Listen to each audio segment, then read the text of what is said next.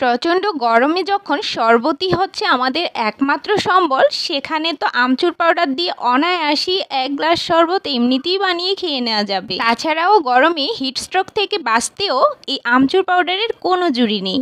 Hello everyone, welcome to Madhav cooking world. চলুন এই সহজ রেসিপিটি এক নজরে দেখে নিই। আজকের আমচুর পাউডার তৈরির জন্য এখানে 1 কেজি আমের ব্যবহার করছি। আমগুলো কিন্তু ছোট সাইজের নিয়েছি, আর খেতে কিন্তু ভীষণ টক। এরকম টক আম দেখে আমচুর পাউডার তৈরি করবেন। সবগুলো আমের খোসা ঠিক একইভাবে আমি তুলে নিচ্ছি। আর খোসাগুলো তুলে নেওয়ার পর আমটা কিন্তু সাথে সাথেই জলে ভিজিয়ে দিতে হবে, না হলে কিন্তু অনেকটা কালচে হয়ে যায়, সেটা কিন্তু আমচুর পাউডারের কালারটা খুব ভালো আসবে না। তো সবগুলো যখন ছোলা হয়ে যাবে তখন আমি সাথে সাথে এরকম ঠান্ডা জলের মধ্যে ডুবিয়ে দিব। আর ডুবিয়ে দেওয়ার পর একটু কষলে একবার জল পাল্টে নিয়ে এভাবে আমি 10 মিনিটের মতো ভিজিয়ে রেখেছি। এতে করে আমের যে কালচে কালারটা সেটা কিন্তু একদমই চলে যায়। এবার আম থেকে পুরোপুরি জলটা ছেঁকে নিয়েছি, আমের গায়ে কিন্তু একটুও জল নেই। এভাবে শুকনো শুকনো করে আমগুলো নিয়ে এবার আমি একটা এরকম গ্রেটার নিয়েছি। গ্রেটারের যে ছোট দিকটা আছে সেই দিকটা দিয়ে আমি এগুলোকে ভালো করে গ্রেট করে নিয়েছি। আর দেখুন ঠিক এরকম পাতলা পাতলা করে গ্রেট করেছি।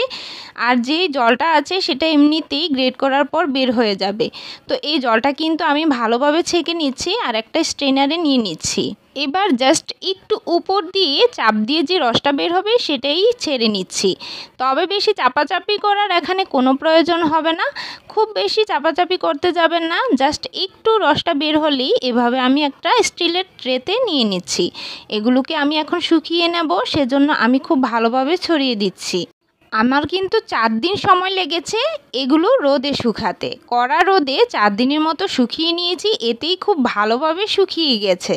তো আমি কিন্তু আপনাদেরকে এবার শব্দটা দেখাচ্ছি কত ভালো শুকিয়েছে।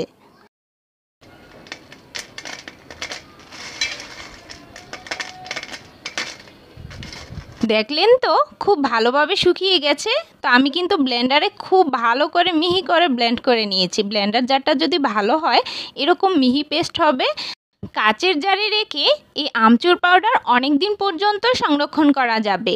আর আপনি চাইলে কিন্তু যে কোনো চটপটি, ফুচকা আর যে কোনো ভাজা পোড়ার সাথে কিন্তু মিক্স করে এই আমচুর পাউডারটা দিলে অনেক বেশি মজার হয় খেতে। তো আমার এই রেসিপি কেমন লেগেছে অবশ্যই কমেন্ট বক্সে জানাবেন। লাইক আর শেয়ার করতে কিন্তু একদমই ভুলবেন না। আমার চ্যানেলে সব মজার মজার আর একদম সহজ সব রেসিপিগুলো একবার হলেও ঘুরে আসুন, দেখে আসুন। আশা করি অনেক ভালো লাগবে। আজকের মতো এই পর্যন্তই। সবাই সুস্থ থাকবেন, ভালো থাকবেন। ধন্যবাদ সবাইকে।